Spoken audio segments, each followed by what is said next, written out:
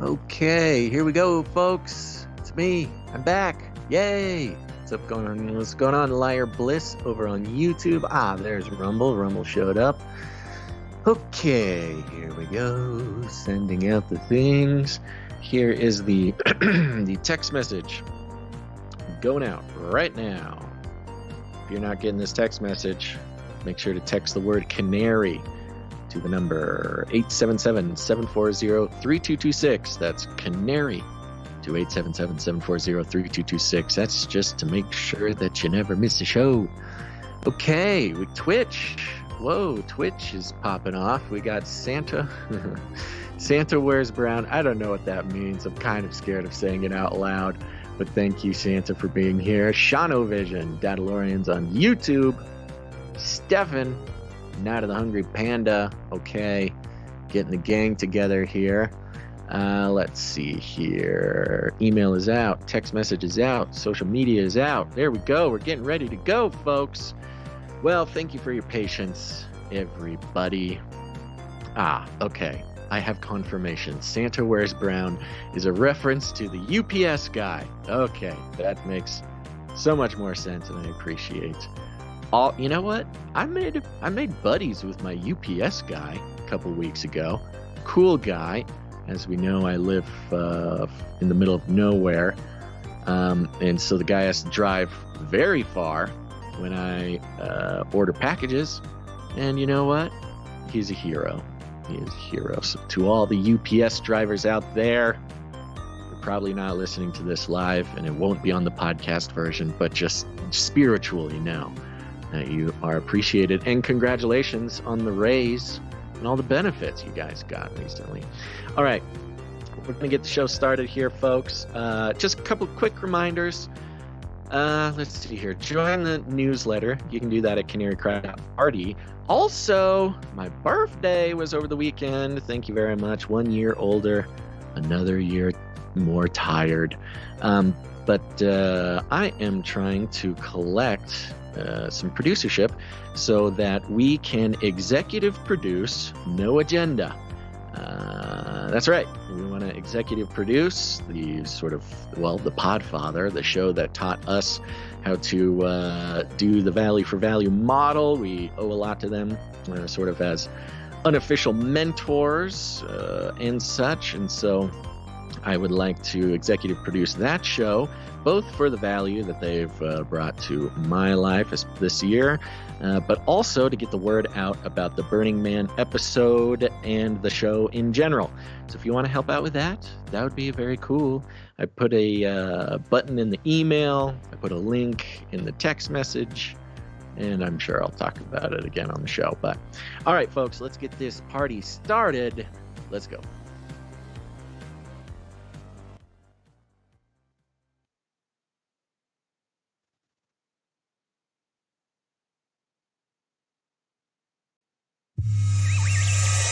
The world is getting crazier.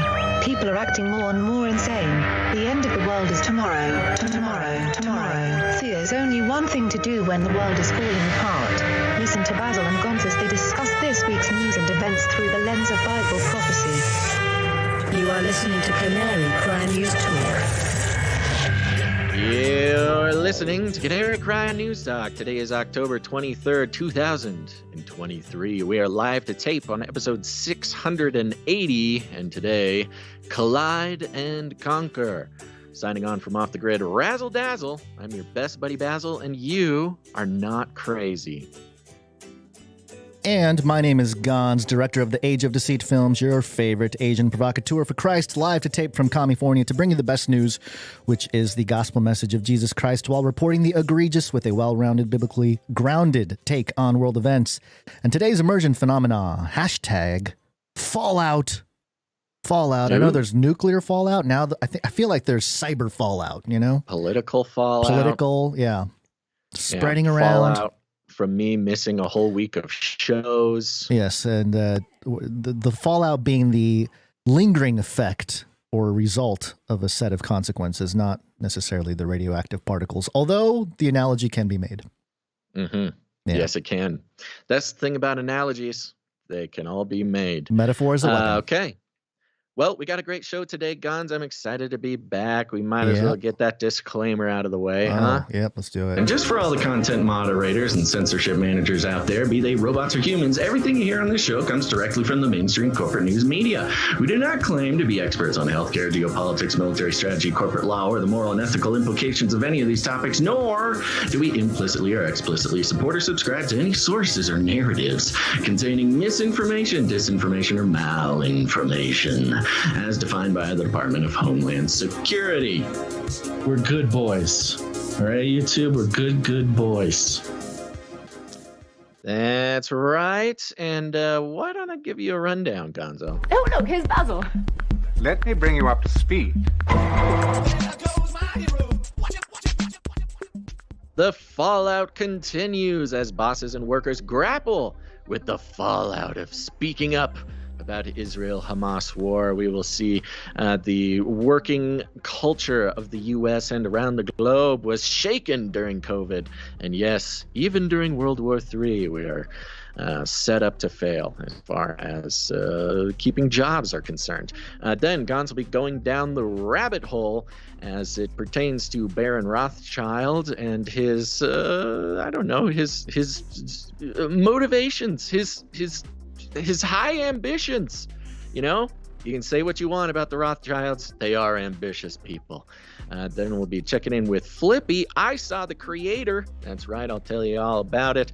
And then we'll be checking in with the network state. Yes, the new and improved world order that we have been talking about for so many years. Not just the Illuminati, but the total dissolution of the nation state, the very concept and how that is being furthered in the media, thanks to everything and everyone. Then we'll be checking out Basil's Bunker. That's right. Bug out bags and survival training go mainstream. Thank you, Wall Street Journal. And then, of course, the end of the show, checking in with those mummy penguins. You know them, you love them. They're a fixture here on the show, and they are back in the news. But first, Gons, our lead stories. And you shall hear wars and rumors of wars. Just merely mentioning Israel or questioning in any way Israel's policies is not the same thing as being pro-Hamas. Zionist! Epic. We have a Still throws me off, the little edit we had to do, but that's we'd rather get thrown off during the show than getting thrown off YouTube. Yeah. Well, you know, I was thinking about that too, where we have to, you know, a lot of people censored themselves during COVID on YouTube, and especially YouTube, right? You couldn't say, you know, people were like, oh, the koof, and like all this stuff. That was just a small glimpse of, I feel like, what we're about to see more of. But the PSYOP is strong. The PSYOP is strong. And to sort of give us an indicator of such things, we have the newstribune.com here. I don't know who newstribune.com is, but they mirrored an Associated Press article, an AP article. So that's why I have it here. It's a headline, Bosses, Workers Grapple with Fallout of Speaking Up About Israel-Hamas War. And I like this article because it summarizes the fallout, the effects. You know, it's not so much about, or it's not just about what's going on, you know, boots on the ground in Gaza, in Israel, but it's also about how this thing reverberates throughout the world and shakes everything up. So, you know, and I think that's kind of where you and I have been focused during this whole thing. The internet is absolutely flooded with horrible things. It has become the war, the battlefield. Yeah, and everybody has their hot take. Everybody's taking sides, and it's less about who's right, in our opinion, and more about what does this mean for culture? What is the programming going to look like in the future? And how is this crisis not going to waste as far as the powers that be who want to stay in power? Yeah, it's funny because, don't let a crisis go to waste. At this point, that's on the fringes. I feel like all the crises are manufactured to begin with. You know, and that's almost like an excuse. Like, let's not let it go to waste. You know, it's like, well, you're a crazy conspiracy. You're right. Okay. Well, it says here, according to AP, Starbucks accused a union representing thousands of its baristas of damaging the brand and endangering coworkers with a pro-Palestinian tweet. The CEO of a prominent tech conference resigned amid backlash for his public statements suggesting Israel was committing war crimes. Company bosses vowed never to hire members of a university's student group that condemned Israel. Meanwhile, Islamic rights advocates say much of the corporate response has minimized the suffering in Gaza, where thousands have died in Israeli airstrikes, and created an atmosphere of fear for workers who want to express support for Palestinians. Jewish groups have criticized tepid responses or slow reactions to the October 7th Hamas rampage that killed 1,400 people in Israel and triggered the latest war. The fallout from the Israel-Hamas war has spilled into workplaces everywhere, as top leaders of prominent companies weigh in with their views while workers complain their voices are not being heard. People from all ranks have been called out for speaking too forcefully or not forcefully enough, making it nearly impossible to come up with a unifying message when passions run deep on all sides. Hello. What is this obsession with your voice being heard at work? I mean, I understand if it's considering working conditions or safety conditions or whatever, fighting for the workers' rights, whatever that, I see that. But to have your voice be heard about your poorly informed Middle ideas East, about geopolitics. Why would you think that it's your right to be heard at work about that? Yeah, go back to the line there and start, go back to your work. Doing your actual point work. Of privilege. Yeah, of course. Points of privilege, Guns. Yeah. Our entire job is to be heard about our ill-informed That's ideas true. about that is geopolitics. True. That is true. Easy for us to say. I know. get it. Many U.S. corporations have strong ties with Israel, particularly among tech and financial firms that have operations and employees in the country.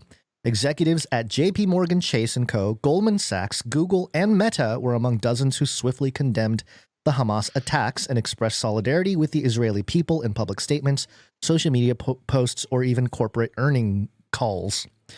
Yeah, okay. So they're bringing it up during earnings call. I guess it's on everyone's mind. Many pledged millions of dollars in humanitarian aid and detailed efforts to safeguard employees in Israel. Some chief executives poured out their personal anguish in a LinkedIn post and a letter to employees. Heiser CEO Albert Bourla said he has been constantly on the phones with friends and relatives in Israel and expressed his horror at hearing of civilians of all ages targeted and killed in cold blood, hostages taken and tortured. He implored employees to check on each other and said Heiser launched a humanitarian relief campaign. Quote, "It's not enough to condemn these actions. We ourselves must take action," Bourla wrote. Yes, this is making Bourla and Heiser look like they are, trying to do good works, and it comes at an opportune time because Pfizer's not doing so hot. Pfizer is just looking at the stock price alone. It's been a steady decline since let's see, what is this? December of last year. All of 2023 has just been down. Oh yeah, it's been hilarious. There's videos and comments. I think it was last week, where the Pfizer had a big, all hands meeting where they were laying people off because of their problems, and the executives were laughing and being disrespectful and telling jokes as they're like laying people off. It was a whole thing, which, it's about time people kind of saw the true countenance of the leadership over at Pfizer there. Yeah. Well, it's just going to change and morph and go into something different. Backlash against opposing views has been swift, including responses from a tweet. Oh, tweet? What are you talking about, AP? We're in the ex-post age. From Web Summit CEO Patty Cosgrave, suggesting Israel was committing war crimes. Quote, "I'll never attend, sponsor, speak at any of your events again," former Facebook executive David Marcus stated on X, formerly known as Twitter. There you go. Faced with a growing boycott to next month's Web Summit, a prominent European gathering of thousands of tech leaders, Cosgrave resigned Saturday, saying his, quote, "personal comments have become a distraction from the event and our team, our sponsors, our startups, and the people who attend." end quote. His resignation came a few days after he released a long message denouncing the Hamas attacks and apologizing for the timing of his initial tweet, But companies continued withdrawing from the conference, including Google, Meta, German tech conglomerate Siemens, and U.S. chip maker Intel. And then they list a bunch of stuff here, just CEOs of different companies, either denouncing or, blaming Israel, just saying all these things. It's very fascinating to see a corporate cancel culture that's the West is doing to themselves. Yeah. Well, the interesting thing I think about this is during the pandemic, there was sort of the cancel culture of anti-vaxxers, where if you came out, you said something bad about the vax at work, your job was at risk, you were shunned, and that came from the top down, from the executive down. In this case, we have sort of a turnaround in that it's the workers who are canceling the executives for higher level people up in the company.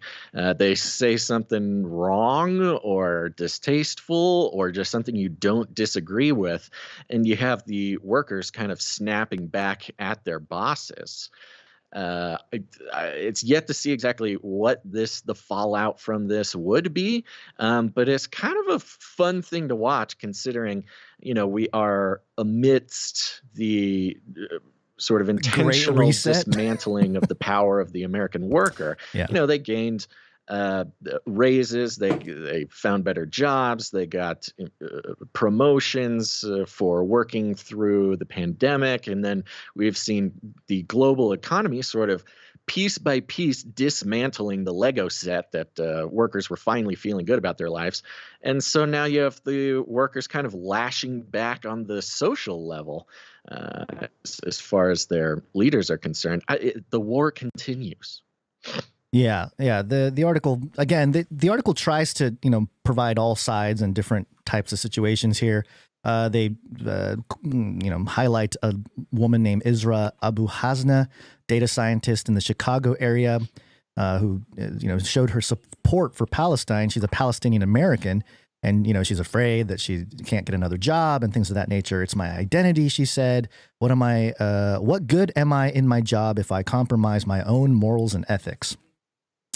Which is interesting. I don't know that your nationality has anything too much to do with your morals and ethics, but okay. One of the biggest disputes erupted at Starbucks after Starbucks Workers United, a union representing 9,000 workers at more than 360 U.S. stores, tweeted, quote, solidarity with Palestine 2 days after the Hamas attack. The tweet was taken down within 40 minutes, but the company said it led to more than 1,000 complaints, acts of vandalism, and angry confrontations in its stores. So It's so interesting how you can make a social media post and you have these like physical altercations, interactions in the actual Starbucks stores across the nation. It's like this weird, I don't know, it's just a weird thing. I mean, I suppose it's obvious with social media and what it is, but it's just strange to me where it's like you do something and then all of a sudden it activates everybody. It's kind of interesting. This might not be the most important comment to make, but it does strike me as fascinating. When coffee shops first became a thing, I think it was in France, where these coffee shops first were established. They were kind of used as meeting places for thinkers and all like the pre-social media. What's that? Pre-social media, social square type of thing. Yeah, right. Yeah. It's like 1400, I don't know what it was, like 1600s or something. Anyways, it was kind of generally regarded as a place where like smarty pants would go and sit and talk, and all of their, like Twitter, but just with coffee. Right. And then at least in America, coffee shops just became like gas stations for people, and kind of lost any sort of, I don't know, real cultural sort of relevance in I don't know, at least academia or thinking. But we have here sort of a throwback to the olden days where what happens in the coffee shops is reflective of the most important topics of the day. I mean, you could be wearing a shirt with the Star of David on it or something and walk in and it'll be awkward. Or somebody might stare at, it's just, it's such a crazy mind control thing. And of course, Starbucks being a back to that reference from Fight Club, where there's a Starbucks in every scene, and sort of the marketing mind control that was implanted in that film, and it makes sense that it would be appearing here too. So there's that Starbucks issue. I thought this was interesting here. As the humanitarian catastrophe deepened in Gaza, more company leaders addressed the situation, including Accenture CEO Julie Sweet, who said the company was splitting $3 million between Israel's Magen David Adom Emergency Services and the Palestinian Red Crescent. So she's splitting the money. I don't know what the percentages are. She may not make that public, but that's one way to do it. That's one way to try to avoid any kind of canceling from either side, is to, hey, here's $3 million, let's split it. But companies that kept a low profile have gotten pushback. Allison Grinberg-Funes, who is Jewish, wrote in a LinkedIn post that she was disappointed. Again, Basil, this is going to trigger you. Hold on, let me show this on the screen. So yeah. Allison Grinberg-Funes, who is Jewish, wrote in a LinkedIn post that she was disappointed by the failure of her colleagues to reach out immediately after the Hamas attacks. Reach out to who? Out to her? To her, yes. She's upset at her colleagues. While they eventually reached out, Grinberg-Funes said in an interview with the Associated Press, so AP is interviewing this woman, that she remains disappointed her employer, Liberty Mutual, didn't publicly condemn the attacks. The Boston-based content designer for the insurance company said the silence is part of a wider, quote, lack of support for the Jewish community that she and her friends have observed in the workplace. Quote, we want to know that our lives matter. Ding, ding, ding, ding, ding, ding. I think that kind of gives it away. As much as the other employees that have been shown support. So is there, okay. Said Grinberg-Funes, 33 years old, who has family and friends in Israel. Liberty Mutual did not respond. So, okay. So again, there's all these little hints and things in here, and we're not trying to condemn this woman or anything specifically. It's just the whole concept of highlighting her particular gripe with Liberty Mutual and making it a punchline almost. Look at these corporates. You could say something and you say the wrong thing. It's bad for you. Your CEOs have to step down. People are abandoning your product or whatever. But also, You know what it reminds me of? It reminds me of church. Good analogy. Church leadership pretty much my whole life. And, in church leadership, you hopefully your church pastors, your whatever, associate pastors, they're making a point. If something happens in one of the congregants' lives, like it's a big deal to reach out and support them, whatever it is. Maybe somebody got their car broken into or is going through a divorce or something. It's very important. And unfortunately, as a young pastor, I kind of learned this the hard way, that like if you aren't actively reaching out to people who are suffering, going through something, like that's a failure. That's a failure of the pastorate at that point. Right. But it's kind of the same process here with corporate Liberty Mutual. Same standards. Insurance. Yeah, same standards being expected. Yeah. And people are seeing their employer as if they are like a church, like responsible for their spiritual well-being. I think it's a very interesting insight in sort of the secular corporate sort of mythological lives people are living, that like, hey, if I'm working for a big company, that big company is not only my employer and the source of my income, but also source of my spiritual, support. They're my support system. Right. It's really sort of extraordinarily sad to see. Yeah. And it's not, nobody's writing it down so outright, but it's so obvious that people are seeing their big corporate Goliath employers as their like spiritual home, not just their sort of financial home. Well, that's the thing. I nowadays, especially with the focus on money and monetary, everything, it becomes the hand that feeds becomes your provider for everything, whether it's the government or the company you're working for. And it's almost, in terms of church, that's a good point, because in church leadership, there is the income part of it. And so Yeah.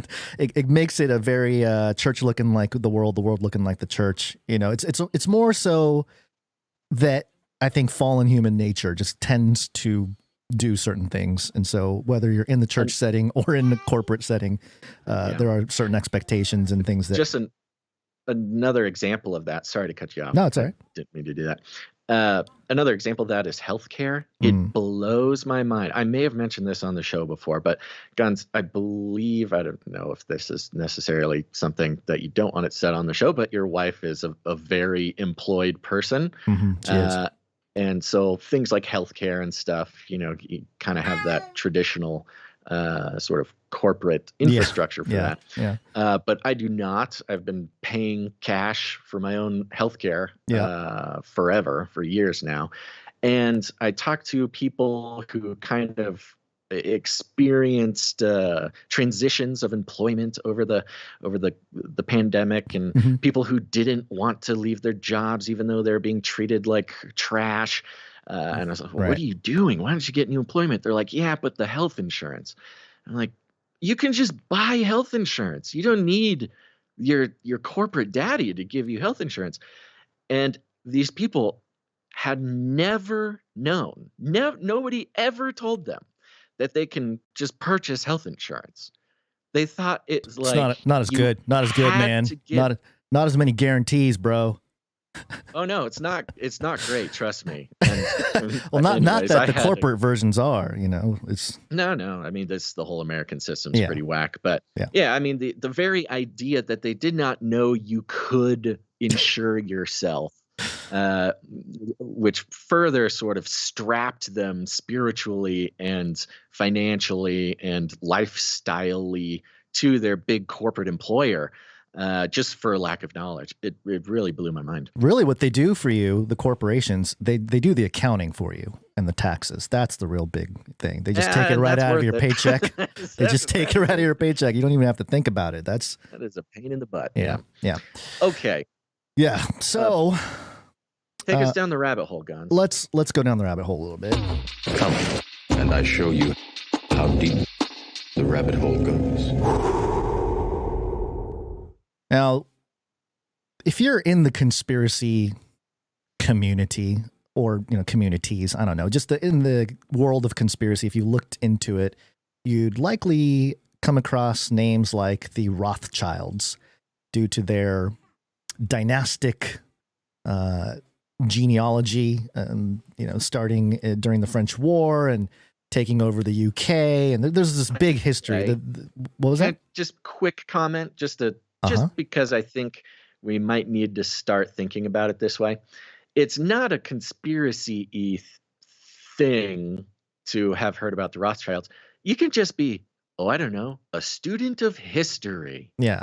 And just a regular student of history. And this is all extremely interesting. Right. As far as how human history has unfolded for a couple hundred years. Yeah, well, you're right. So, yes, the Rothschilds, known just throughout history as sort of royalty almost, you know, very wealthy family, or at least recent history. But more so in the conspiracy world, if you came in contact with the Rothschild family legacy through that lens, it's usually shaded in a negative light. It's like, oh, look at these guys. They're part of the banking system and they control everything. And that's sort of the narrative that gets thrown out there, which is interesting nowadays because you and I have noticed, Basil, where a lot of times if you're a conspiracy theorist, mainstream media will say, oh, see, these people are anti-Semitic. Right. You know, without really qualifying it. But I think that was the big sort of umbrella thing of like, see, they hate the Rothschilds and the Rothschilds were Jewish. And so therefore they're anti-Semitic. That was their logic.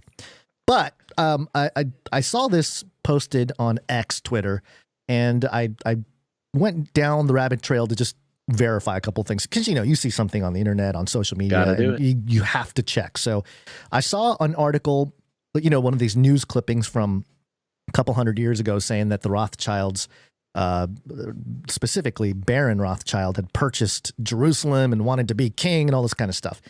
And, you know how newspapers were and are, you know, they can be kind of sensational or not real or not true. I looked into it. There were several newspapers in the 1820s This particular one is from New Bern, North Carolina, Saturday, December 5th, 1829. And it talks about the King Rothschild, how Baron Rothschild, the Jewish banker, wanted to purchase Jerusalem. And so it's kind of a, it's like, okay, so, okay, all right. So he did want to be a king of sorts of Israel, which is a very crazy kind of idea, but it's like, oh, okay, all right. And kind of a quick mention too, while you tend to a screaming baby, that 1820s, that's, I believe, I'll check my work here in a second and correct myself if I need to, but I believe that's way, way earlier than the advent of yellow journalism. Yellow journalism meaning like opinion journalism or activist journalism or clickbait journalism. These super early newspapers, this was before the sort of idea that a reporter is trying to deliver a message instead of the news was even a thing. So, you could see if somebody wrote today, Baron Rothschild wants to be a king of Jerusalem, that would be like an insane article on like Stormfront or like some horrible website or, something. But 1820s, I mean, that's just the news. Right. Okay, so it says here, King Rothschild, the following curious extract is from a private letter from Smyrna. I think there's a fold in the scan here, so it's kind of hard to read some parts of it. We give it without note or comment. The confidence of the children of Israel in the words of the prophet has not been in vain. The temple of Solomon will be restored in all splendor. Sounds like a Freemason wrote this. Baron Rothschild, who was accused of having gone to Rome to adjure the faith of his fathers, has merely passed through the city in his way to Constantinople, where he is about to negotiate a loan with the Porte. It's stated on good authority that Baron Rothschild has engaged to furnish to the Sultan the enormous sum of 350 million piasters, I don't know, at three installments without interest on condition of the, boy, that one's hard right there. I don't know. Condition of the something engaging, the Sultan engaging for himself and his successor to yield to Baron Rothschild forever the sovereignty of Jerusalem and the territory of the ancient Palestine, which was occupied by the 12 tribes. The Baron's intention is to grant the rich Israelites who are scattered about in different parts of the world portions of that fine country where he proposes to establish, oh my gosh, I don't know what that word is, seniorities, and to give to them, as far as possible, their aunt and sacred laws. And then I don't know, annuit and sacred laws, maybe. I don't know. There's a fold in the thing. It's old-timey. It's old-timey. So anyway, and it talks about how, the glory to the great Baron Rothschild, who makes use of his ingots and, he's been like the king of Israel or whatever. God, very interesting, kind of interesting, especially in the context of Scripture, Daniel 11:39, where it talks about, he will attack the strongest fortresses, and it's in the context of war in that region. And with the help of a foreign god, and will greatly honor those who acknowledge him. Interesting, isn't it? Making them rulers over many and distributing the land for a price. So kind of a similar deal there, where he's distributing land after he conquers the surrounding enemies. Similar type of language here from this 1829 news clipping, which is, just an interesting little parallel there. It was interesting last week, again, a YouTube channel was kind of making the rounds on social media, and this was the actual Rothschilds YouTube channel. Now, it's not, Rothschild, news YouTube channel or something. It is the YouTube channel for an estate that they own, just a gigantic estate, I think somewhere in Europe, of course. That they turned into a museum, and it, holds all the Rothschild history, and, so it's kind of a very clean cut corporate video giving the history on the Rothschilds, told by the Baroness herself. And extremely interesting to watch the videos, about 20 minutes long. And she's just giving an accurate historical account of the Rothschilds, her family. And it's kind of both mind-numbing and also your jaw kind of hits the floor, because really the vastness and insanity of their wealth is kind of put on display.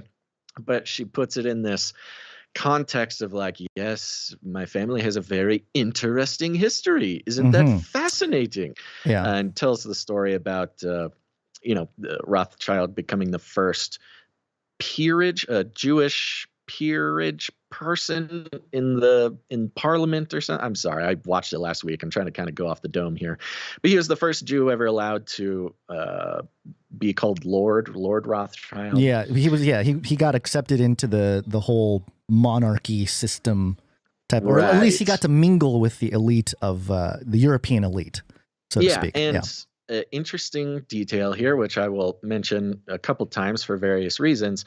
When the Balfour Declaration was printed and sent and signed, which is the document that made the intentions of Great Britain sort of known, that they wanted to start working on creating the nation of Israel. This was in 1917, a year after Northern Ireland, by the way. We'll get into that. It was sent to Mr. Rothschild, like to whatever the current patriarch Mr. Rothschild was. So the king, the crown was like, okay, we'll make a state of Israel. Who should we tell? Well, tell the Rothschild guy. He's the one who needs to know this. And the way they tell the story on the YouTube channel, again, they're just telling it as like very straightforward history of their family. And you're like, oh my goodness, this is like everything everybody's been talking about. It's right here. Yeah, and speaking of the family there, and the lineage here will end up back at the Baroness. We'll get back to it, but I wanted to run through just a series of Jerusalem Post articles, and I looked it up. Jerusalem Post is actually it was founded in 1932 during the British Mandate of Palestine by Gershon Agron as the Palestine Post. And it was changed to Jerusalem Post in 1950. But about 90 years old, little over 90 years old. So it's kind of like the New York Post in terms of age. So it's been around, and they have a series of articles that, of course, highlight the Rothschilds. This first one was published June 13th, 2021. The Truth About the Rothschild Foundation. The Rothschilds, separately and together, are Israel's most consistent supporters and fund a myriad of projects, including one for children traumatized by war. Which I thought was kind of interesting, because it's like, they're treating the children traumatized by war. Well, in order to keep that program going, what do you need? Wars. We need more wars to make sure we have traumatized children. We can't. Okay, so it says here, got some highlights. The best known Jewish family inside and outside the Jewish world are the Rothschilds, who separately and together have given thousands of millions of dollars. not billions, thousands of millions. Is this in the old-timey newspaper? No, this is Jerusalem Post 2021. Oh, what? Maybe the author time traveled. They just plucked him right out of the 1820s. I was thinking, like, the same guy. If it's from the 1820s and they're saying thousands of millions, they're like, these peasants can't even comprehend a billion. We need to...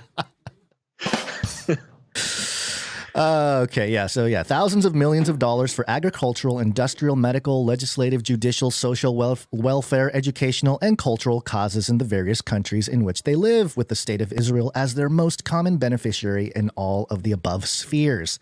Kind of sounds like the list of things the Watchers taught humanity, like all the things that you covered in the book of Enoch there, chapter 1. Or not chapter 1, but the first book of Enoch. Moreover, members of the Rothschild family have been consistently funding projects in Israel for more than 140 years and continue to do so to this day. Not everything they do is visible, period. Oh, really? It's funny because, in the Jerusalem Post, they make it's a positive thing. They don't always, the people receiving the money, they don't always know that it's coming from the Rothschilds. They want to stay behind the scenes. But they helped build the Knesset building, the Supreme Court building, the Sisera Golf Club, the National Park there, and I think they were... Yeah, they built the government. They literally built the government. The government, yeah. It says here, not only do the Rothschilds sign checks but take a hands-on role in projects that specifically speak to their hearts and minds. Baron Edmund de Rothschild from the French branch of the international banking family was the first of the Rothschilds to take an interest in the Jewish homeland. In 1880, he and his brother Alfonso began supporting Russian Jews who were targeted for pogroms. In 1882, he reached the conclusion that the best place for them to start their lives anew was Palestine. An ardent Zionist, Baron Rothschild bought up land in Palestine and founded and or supported settlements such as Metula, Rosh Pina, Zikron Yaakov, Markaretz, Batia, Rishon LeZion, and others. In 1923, he founded the Palestine Jewish Colonization Association. The name is just wild. In 2020, 100 years ago, Basil, can you imagine somebody, a Rothschild, coming out? Let me create the Palestine Jewish Colonization Association, everybody. Through which he entrusted his son James to. And then they have some different parts of the map there. Because of his unstinting generosity, Baron Edmund de Rothschild, was known as the benefactor. Yeah. What's up, buddy? What's up, buddy? What's up, dude? What's up, little baby? You want some juice, dude? The Edmund de Rothschild Foundation, which operates within the framework of the international network of Edmund de Rothschild Foundations that support causes worldwide, was established by another Baron Edmund de Rothschild who had been named for his grandfather and who can be credited with helping to create the underpinnings for various Israeli industries, without which Israel would not have reached the status of startup nation. I think that's what some of the same sentiment that you were seeing in that YouTube channel there. And this is where it gets to the main point here. Following the death of the younger Baron Edmund de Rothschild in 1997, the joint chairmanship of the foundation was passed on to his son and daughter-in-law, Baron Benjamin de Rothschild and Baroness Ariane de Rothschild.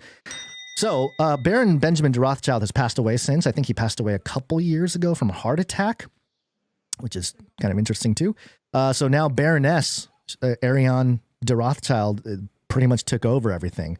And I have a couple other articles that talks about that. There's one here that was published. This was before the husband passed away, from Jerusalem Post, September of 2018, a latter-day Rothschild. And it's all about Baroness. And let's see. In the case of Baroness Ariane de Rothschild, why did I highlight that? That's not what I wanted to read. Down here, her short but exclusive interview with the Jerusalem Post is primarily related to the multi-layered Rothschild philanthropies. But here and there, a question allied to her profession creeps into the conversation, such as her forecast for the future Bitcoin takeover. Bitcoin, Basil. She was talking Bitcoin in 2018. It's inevitable, she opines, adding that it's the best interest of central banks to go into cryptocurrency. Quote, banks are being increasingly asked to trade in KYC, know your customer. Basil, you know what's happening with the markets like right now. Crypto is pumping. BlackRock is getting ready for their ETF. The whole thing is happening. And I think Israel might be a big player in that without really telling the public yet. So during this article, Benjamin de Rothschild was involved in a land dispute. Some people said that he owes them millions of shekels, and he denied it. And then they get into the list of things that they've, basically funded. And here's, I think, would be interesting to see, Basil, what, the videos that you watched from the Baroness Ariane might come into play. There are two. What happened to my thing? This browser keeps refreshing every few minutes. There are two main Rothschild umbrella foundations operating in Israel. One is known as Yad Hanadiv, which acts on behalf of a number of Rothschild family trusts, continuing the tradition of support for the national revival of the Jewish people in its historic homeland, and was initiated in the second half of the 19th century by Baron Edmund de Rothschild, known as the benefactor, or Hanadiv in Hebrew. And the other is the Edmund de Rothschild Sisera Foundation, which was founded by his grandson of the same name, while the senior Rothschild laid the groundwork for the ongoing tradition of Rothschild support by acquiring land. The establishment towns and villages his grandson focused on the industrialization of Israel and on boosting educational and cultural institutions. His son, Baron Benjamin de Rothschild and Baroness Ariane, together with their daughters, have continued his work and expanded on it. And again, Baron Benjamin de Rothschild has passed away, so Baroness Ariane basically runs the empire. And it's kind of wild because she's not blood. She's married into the family. Yeah, well, hey, the half of everybody in every family is married in. That's true. Well, it's interesting. You can almost be tempted to just kind of read over this and be like, wow, they're very involved. But they're literally saying that to this day, an enormous part of Israel and its existence is due to the ongoing industrialization of Israel by specifically the Rothschilds. I mean, they are so intertwined with the current modern day state of Israel, which we always need to clarify, at least ask the question, is that the same as the biblical Israel? That's a question for everybody to ask themselves. But they're inextricably linked. One wouldn't exist without the other. It's a very interesting sort of, again, just regular part of history that if you mention at all, you're somehow an anti-Semite. I mean, it's just the way it is. Well, it's interesting if you ask the question, who does that benefit? That whole topic of, you can't criticize Israel without being blamed an anti-Semite. Right. It does benefit the people who would be categorized as victims in that situation or that framing of things, which, could be seen as the Rothschilds specifically, not necessarily saying Jewish people. I'm saying, the people that are behind it, the financiers. And, it's interesting because you read all these bios about the Baroness and it's kind of like, they make her sound like she's just a person that, I mean, again. Oh, she trying to like do a her lovely thing. lady. right. She comes off very charming and everything in the videos on the YouTube channel. Right. So and again, who knows what's really going on, but it's just interesting. And then just to top it off with the Jerusalem Post thing here. And I feel like this is sort of the end game. I've mentioned it before, the tearing down or the deconstruction of the United States and its fundamental principle of it being created as or this is the narrative anyway, and partially true. The United States being founded on Judeo-Christian values, and I've talked about how they're probably going to try to split that Judeo and the Christian part as sort of the last straw holding the United States together, and we've seen that sort of progress. But this was an article that was from 2019, but it's just relevant now. Again, Jerusalem Post, and the headline here is "No Holds Barred: Is the New Testament Anti-Semitic?" Is the New Testament anti-Semitic? And not this again. I know. And it just argues, it follows an author, and then they talk about the debate. What's up, buddy? What's up? What's up, dude? The New Testament isn't anti-Semitic, dude. I'm so tired of secular people reading the Bible all wrong, dude. Well, they basically. I talk to your baby like a surfer. Yeah, I'll just keep doing that until just seems right. Oh, fun stuff. Good stuff. Time to get that Canary Cry Babysitters Club filled, folks. We still got like 20 seats in the Canary Cry Babysitters Club. You can help pay for a nanny to take care of this wild baby. Yeah. He loves podcasting. He just wants to be a podcaster. Get this baby his own show. Yeah. Well, let me so they take the time here in this article to say that, yes, if you take things at face value in the New Testament, if you think about it, the enemy of Jesus or the Jews, you see all the Jews they were the enemies. They killed Jesus, they killed God. Okay, they just hate the Jews. Right. So it's framed in that context. And then it says here, ultimately, this is the Jerusalem Post, the question of whether the New Testament is or is not anti-Semitic is itself a game of interpretation. But that fact does liberate modern Christians from their responsibility to both recognize and theologically disarm those parts of the Christian Bible that, either directly or by implication, look negatively upon the Jews. But like, no matter what, they're calling themselves victim in sort of through the New Testament, which is kind of wild. And then they talk about the Vatican and how they acknowledged it. Like, hey, they did it. So what the evangelicals couldn't do it. It might not seem significant, but the Vatican's statement found all of the New Testament's anti-Semitic verses to be late elaborations and not original truths. They essentially admitted that many of these verses were read into the story long after the death of Jesus and therefore are entirely irrelevant to the original and modern Christian faiths. The Catholic Church in particular has a lot more to answer for. However, it's high time Christian leaders outside the Catholic camp began to do the same. With anti-Semitism resurgent in America and across the globe, and with our evangelical brothers especially joining in its condemnation, the Jewish community should work with our Christian brothers to ensure that any anti-Semitic verses in one of the most widely read Bibles on earth be formally repudiated and be reinterpreted clearly, securely, and anew. I would love to know, do they list any of the specific verses they're talking about here? It's they're not doing chapter verse per se, but they'll bring up stories, like the they're taking broad stroke stories and paraphrasing it in their own words instead of actually listing the verses. That's cool. That's pretty legit. It's a cool way to do that. Yeah. Well, and again, agree or disagree with it. It's sort of the setup here, and going back to the whole Rothschild thing. It's tough because you have all these evangelical Christians. I was talking about this on the last episode, Basil. I looked it up. There's about 40 million evangelical or Christians who identify as evangelical in America. And that's sort of the target audience. I don't know how much of that percentage are pro-Zionist, pro-Israel. But I know that a lot of them are like anti-bankers or like anti-Rothschilds.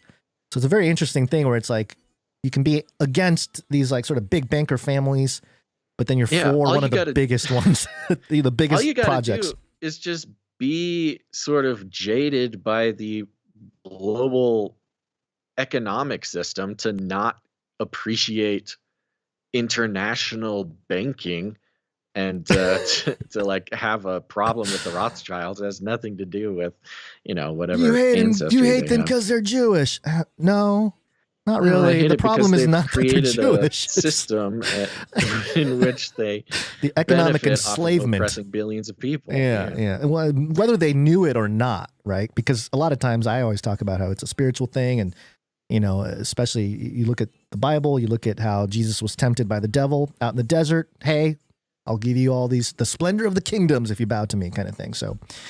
There's always that angle of it. But yeah, we can talk about this forever. But, I appreciated you, Basil, trying to steer away from breaking news, what's happening on the grounds of Gaza there, because I don't think that's fruitful for us to jump on that and react, because that is exactly what they want us to do. And you've seen the public be played, both sides be played like a fiddle the last couple of weeks with, stories coming out and then counter story coming out and then another angle coming out that both were wrong, and then they're advertising on Twitter and YouTube.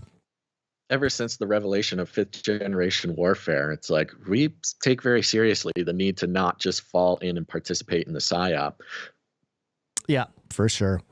And with that, folks, I must remind you, I'm sorry to have to be the one to do it, but I must remind you that today is Monday.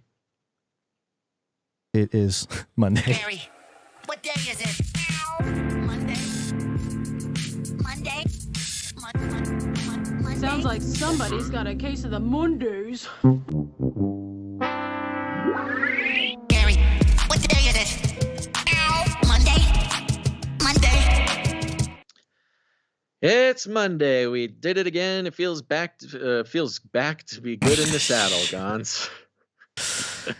Yeah, good sounds. Still getting the motor running here. Mm-hmm. Good job last week.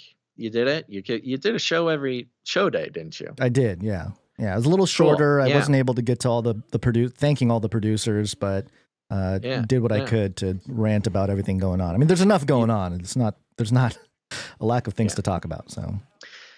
Yeah, you did a wonderful job, as always, and apologies to everyone. I did not plan on missing any of the shows. The plan was to be there for all of the shows, and we just kind of, if I'm being self-deprecating, I'd say that we sort of just dropped the ball on coordinating. There were some time zone issues. Going on, and that is because, yes, I was traversing the time stream. I was out on the road, the big old time road, traveling the multiverse. But, in this case, I rarely talk about the specifics of my travels, but in this case, I am going to do so because it is relevant to what's going on and relevant to those who listen to this show. So last week, I took a little trip over to Northern Ireland. And a couple of weeks back, I had mentioned that there's some very interesting connections between Palestine and Northern Ireland, some connections that I don't see very many people talking about. Now, since then, I've seen a couple of people, as usual, a couple of podcasters and such sort of mention that there is a connection. And as usual, I've become very frustrated with how little they actually know about the topic. So I'm happy that I was able to take this trip. There was wonderful notes. Thank you, everybody, for your concern about me. I did get on a plane literally on the day of global jihad. That was a couple Fridays ago, and the U.S. government put out this big scary warning about Americans traveling. You shouldn't do it. It's a big scary time. And I was a little worried. The timing was a little much for me, but thankfully, the travels passed without any big jihad related incidences. And I mentioned a couple of weeks ago about the Northern Ireland Palestine connection and how that can give us a lot of insight into a lot of what is going on. For instance, not a lot of people, maybe a lot of people need a review that the separation of Ireland and Northern Ireland was done by the Crown in 1916, which was just a few months before the Balfour Declaration declaring the Crown's intention to establish a state of Israel. Lots of people out there think that the state of Israel was a response to World War II because nations around the world did not want to take Jewish refugees from World War II. That is not all true. The state of Israel was in process for many decades before we were actually able to pull it off. And the intention to do so was the Balfour Declaration, which was sent to the Rothschilds in 1917. Now, the Northern Irish, I keep saying that, Northern Irish, they really feel a very deep and strong brotherhood with Palestine, which is very interesting considering they are sort of a first world, mostly white population. They are a Western country, just like they might be the only Western country that, the majority of people are in solidarity with Palestine, but it's for no reason having to do with Israel, like for the actual situation. It's very interesting. So I went ahead. I went to Northern Ireland. I went to the Peace Wall, which is a symbol of the troubles that went on for so many decades in the 1900s. I give an audio tour of the Peace Wall, which will be very revealing to current situations. And I talked to somebody who was a peace worker in Ireland who gave me a ton of insight as to, why Northern Ireland and Palestine are so relevant to each other. And we're going to turn that into an episode. It's going to be awesome. You're going to love it. And hopefully, if we can get our act together, that will be out this Friday. But we sure will be trying to get that out as soon as possible. As always, Gons, it is revealed to me that my participation in this show of ours is a complicated one. I'd say probably about 30% of people just wish that I would leave the show forever. 30% of people are just so angry at me for so many different reasons. And in this case, there's some pretty nasty comments about me leaving you out to dry last week, which, look, I don't like leaving you out to dry, but it happens. And I just want everybody to know there are some people sort of projecting projecting, I think, some of their own problems onto me about my ability to travel. And look, here's the beautiful thing about us as a team, Gons. You're a family man. You're a family man. You got the kids. You're holding it down. You're a hard worker. You sleep 0 amount every week. And I get to be the sort of freewheeling, non-family guy. I don't have kids, which frees up, some all sorts of things, including my time, to be able to do things like this. And our goal for the show, well, I guess sort of disgustingly for the brand, would be that we're not just two guys sitting behind computers just jibber jabbering about what we think. That's not all that we are. We also want to bring like legit boots on the ground, like serious content, because that's, really drives conversations forward, not necessarily a couple of guys just jibber jabbering for a couple of hours a week. So that is my role, to travel, to do the boots on the ground stuff. And I won't point anybody out. I won't even mention any comments, but I will say this as a tip for everyone out there. You can fly for free. Get those miles going, baby. You can fly for free. And if you have friends, you can stay in a place for free. You don't need to be a millionaire to take a little trip for work, okay? So just a little tip, get yourself some miles, get yourself some friends. You can travel the world for free. But keep an eye out for that this week, hopefully, and if not, early next week. I'm really excited to show you guys what I got in store after Gons puts his magic on the episode. So you're telling me you got Northern Irish propagandist? Yes. Oh, it's hilarious. Okay, it's absolutely hilarious. And they'll tell you over there, my buddy who's the peace worker, so you can take tours. It's called Troubles Tourism. It's kind of weird. Like you're taking a tour. Somebody is guiding you through the like sites of terrorism and violence and memorials to guys like in balaclavas. Hey, you just drive through California. You just south to north. You just hey, this was shooting happened here. Yeah. If Couple you want robberies here. California is pretty close behind, I'll tell you that. Anyways, but if you know anything about the Troubles, you'll learn all about it. But it was a political struggle that just happened to have religious implications.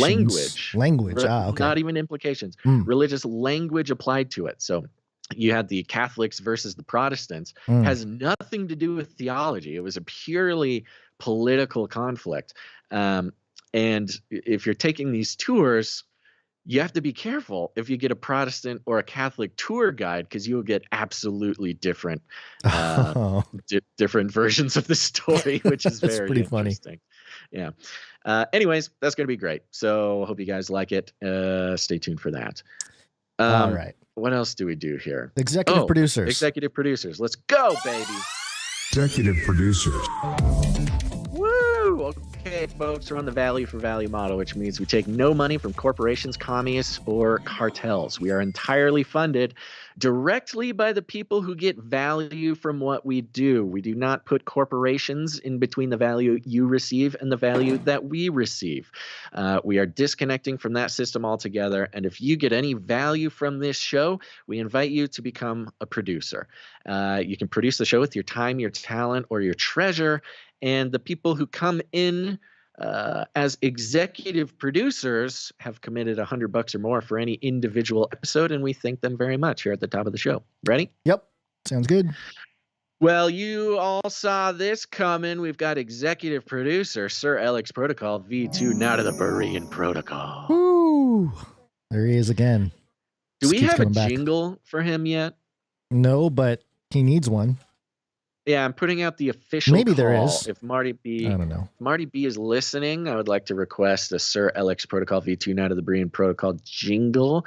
If I don't hear from you, I'm going to send you an email. But anyone out there, if you are a jingle maker, make one, please. It sounds, it's one of those ones where I feel like maybe somebody did make one. Like maybe Jonathan F. did put one together, but somebody has to refresh our memory because. Yeah, I'll scour the spreadsheet to see if one came in. Yeah. Yes, but executive producer Sir Alex Protocol V2 Night of the Berean Protocol came in for the classic $100.33. Aha! He's an Illuminatus. He is on a 225 episode streak altogether, and again, a 21 executive producer streak. Oh yeah, streakalicious. Executive streak.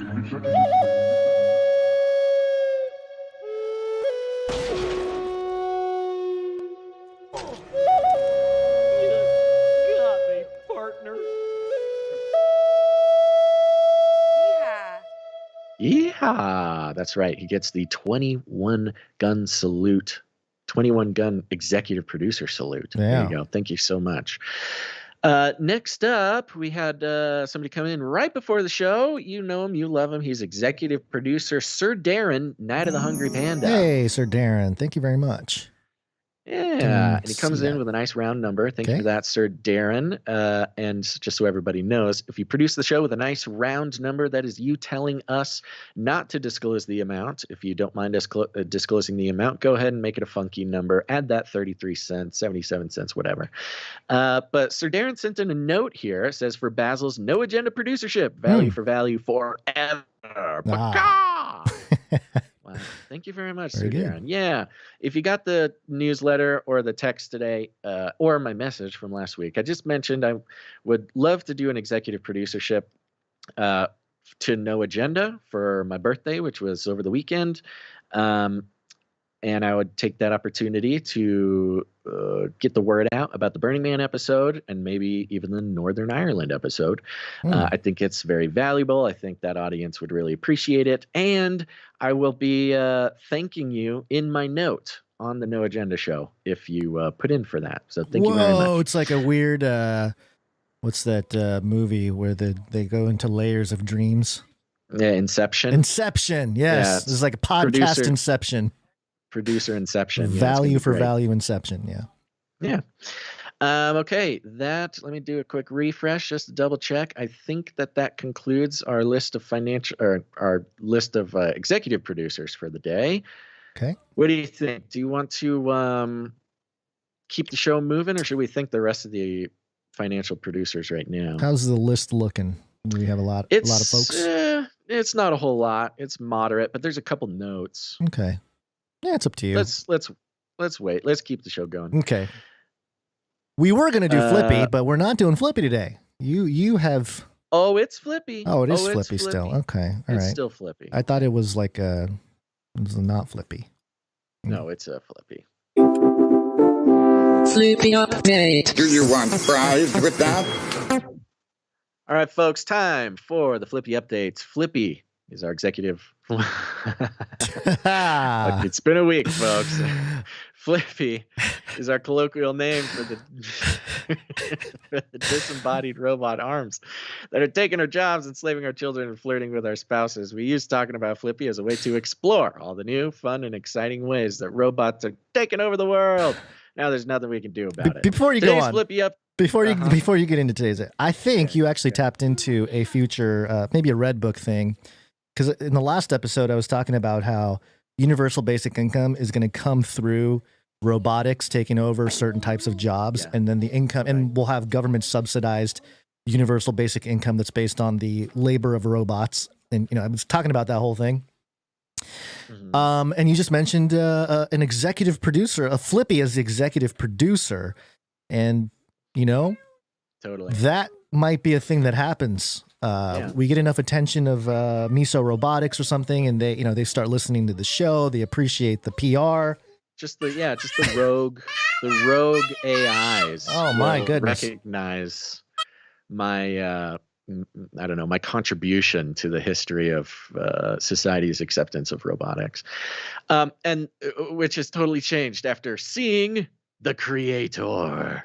I have done it. I've seen a movie, folks. Can you believe it? He's a podcaster. How can he afford to see a movie? Well, I'll tell you what. You can see movies for free if you're fast enough. No, don't tell people to do illegal things. Come on.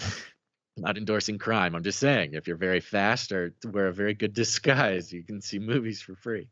Or if you know where the air vents are in your local movie theater. Yeah, I saw The Creator. This was a movie. This was a movie that lots of people brought to my attention. It's sort of the most modern take on the AI struggle. Is a long history of the robot human sort of I don't know, imaginative future history of our relationship with AI, which, funny enough, we're just sort of living through right now on a day-to-day basis. Wasn't the PR? Creator, wasn't this the PR thing where they had the people in robot costumes at a football game? This is the movie, right? Yes. Okay. Yes, they had the robots go to a game of football. I always get the ball teams game wrong, so I don't. Yes. So, and that was a big deal for sort of the social acceptance of robots in public and bringing sort of social justice talks to the surface once again. And man, oh man, that is The Creator. Good movie. I'll say it right off the bat. Fairly family friendly. I didn't register anything that would be very troubling for young people, but of course, make that decision, parents. But very interesting to see the sort of classic relationship between humans and robots. The story of man build robot, man love robot, robot betray man, man must put down robot, has been lived over and over and over again in Hollywood movies, right? I mean, even going back to Terminator, AI bad guys, bad guys, only until, really the most modern version of a change in that was, I believe the movie was called AI, about a robot child. Little boy, Spielberg. And his struggles, yes. And this was a little bit more along those lines. It was a great movie, seemed very high budget. Denzel Washington. Child acting is just, it's its own phenomenon because there are no good child actors. There's children who were sort of traumatized enough on the set that maybe they could get some emotion on camera. But, as far as acting, there's not a 5-year-old who can act like an actor, except for the child and The Creator. Excellent child acting. I'm almost suspicious that the child was entirely fake. I was going to say, maybe the child was literally AI. How do we know? I think it's possible. This child actor does have an IMDb page, but you know what? It would not be totally out of the realm of possibility to create an IMDb page for a fake child actor.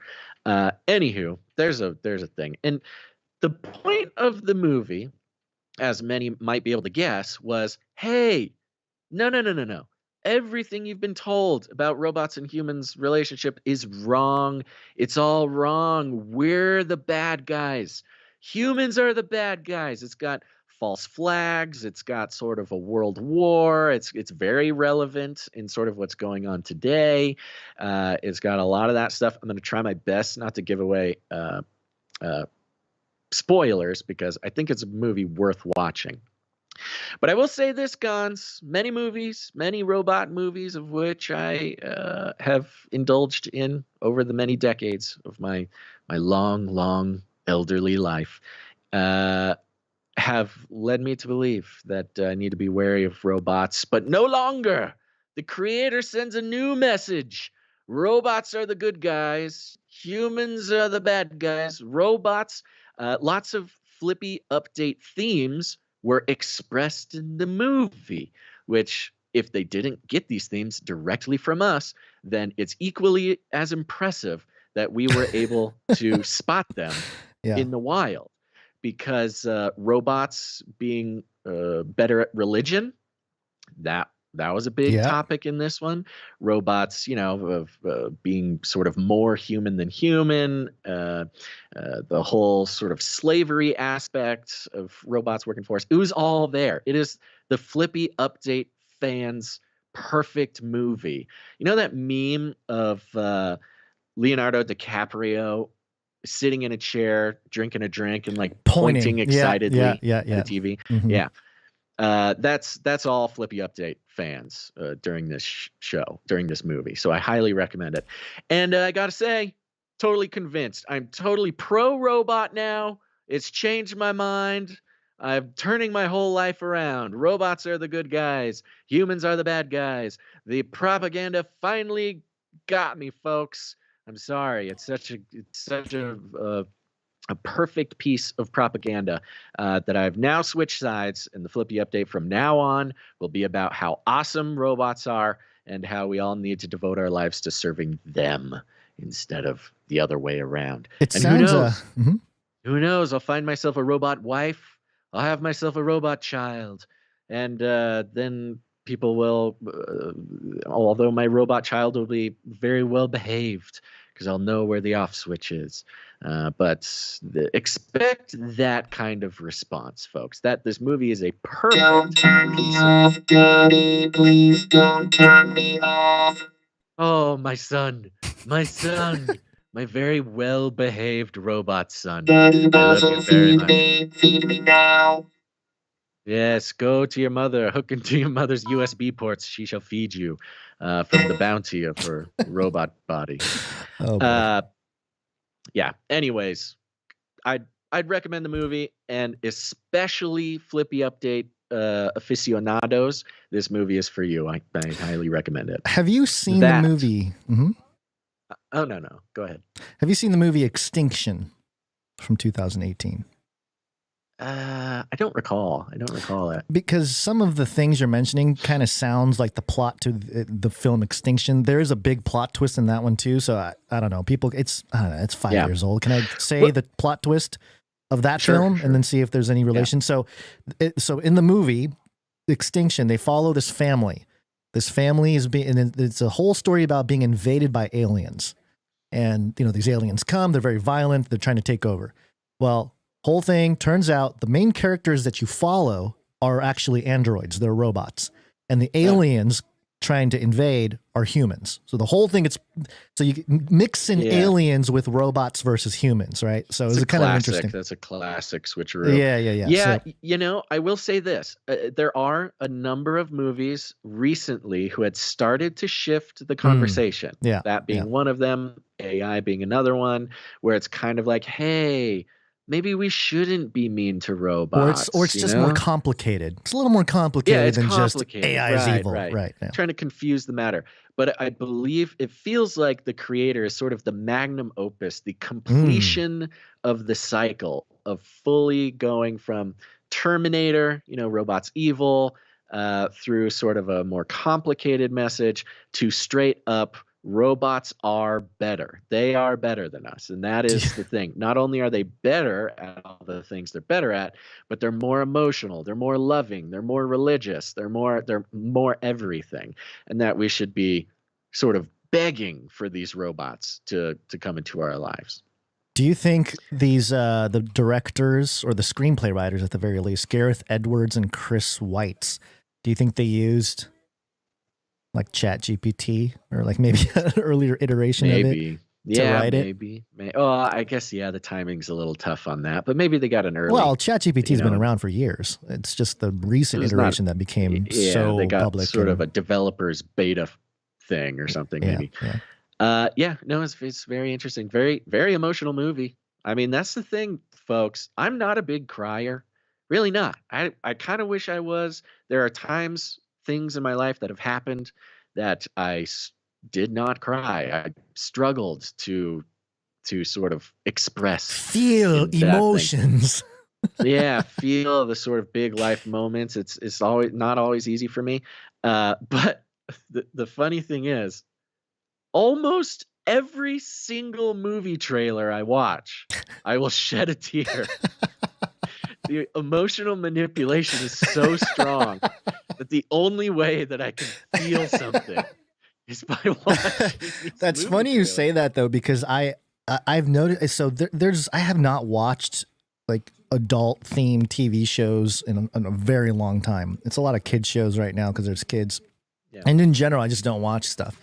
But then I'll watch same thing, a trailer or something like that, and it's just like, oh my gosh, why am I so emotional right now? This is so bizarre.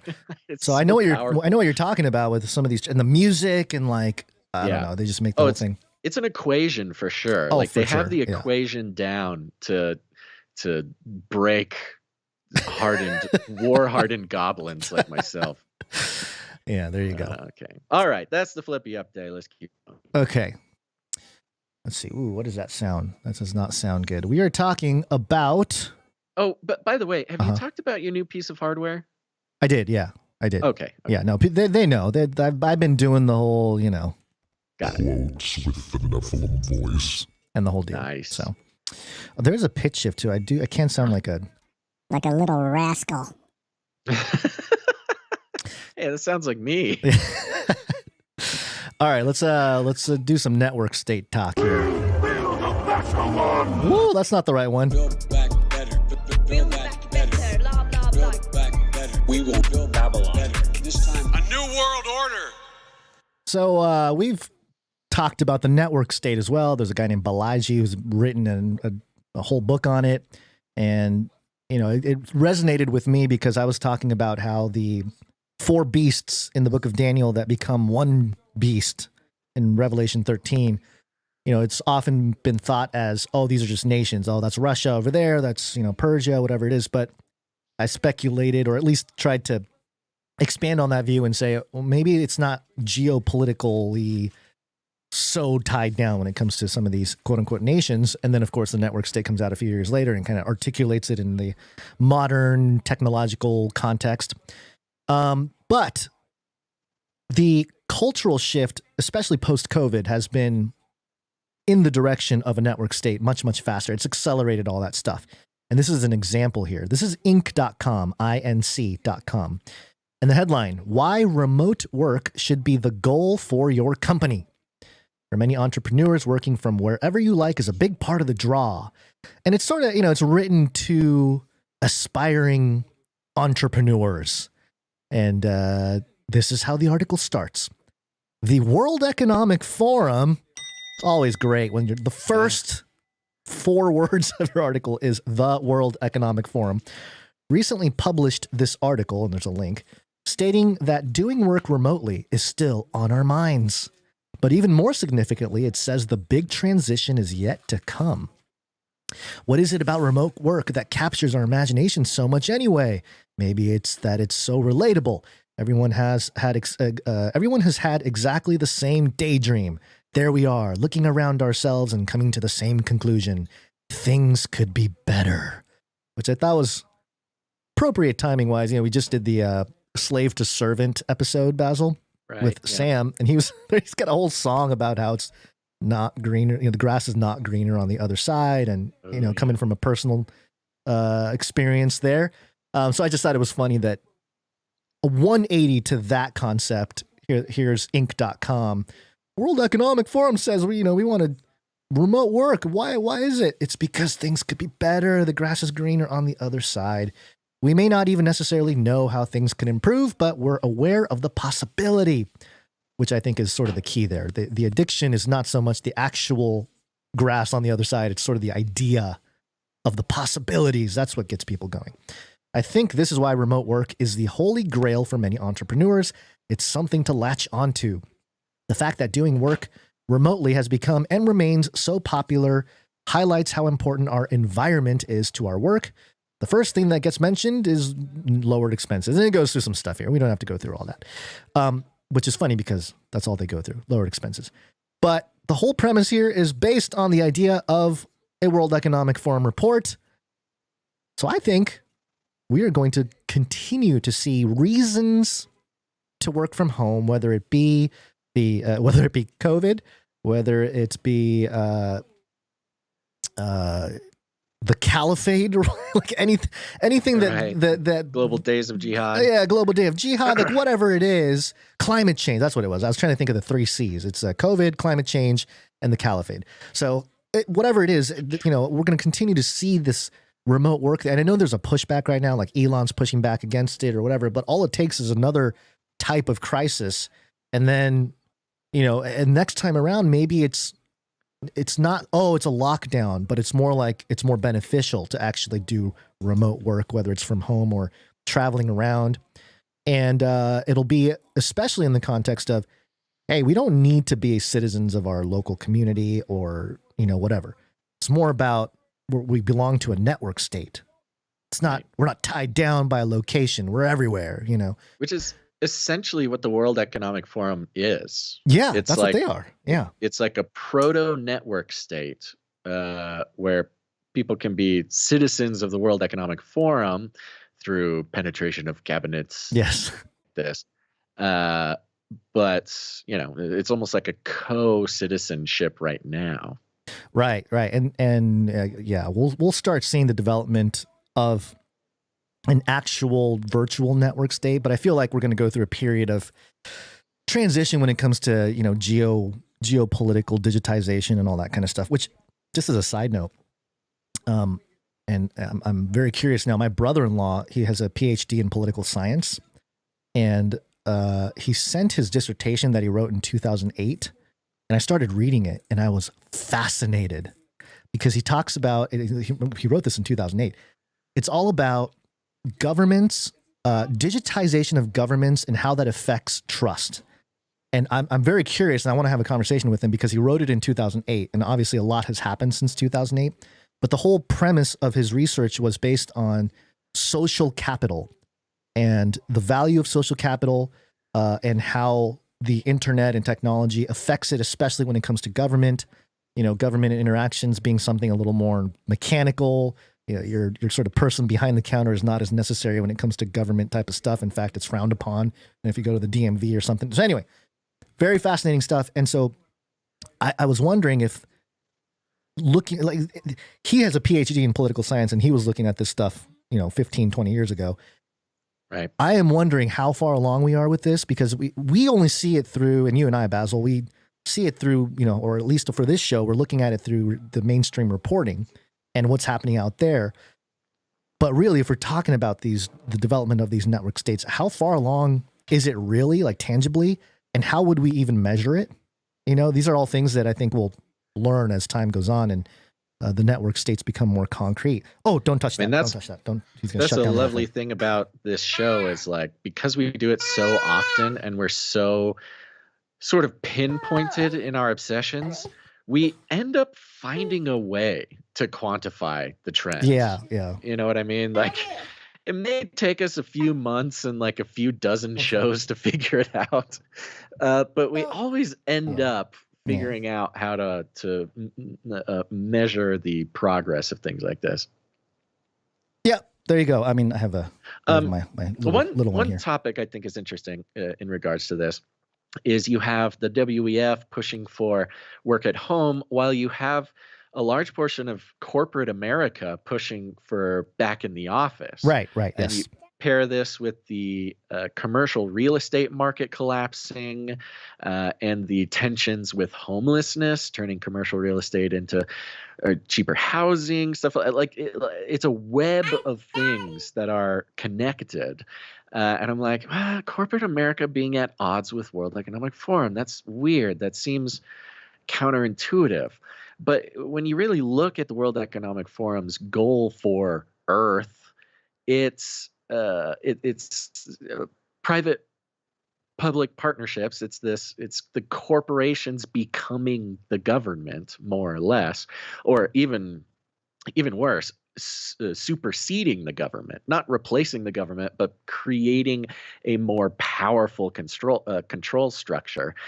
And I'm thinking American corporatists who want humans back in the office for several reasons, versus the World Economic Forum that wants the control of people stuck in their houses because you can control their communication, their information, everything if they're in one place.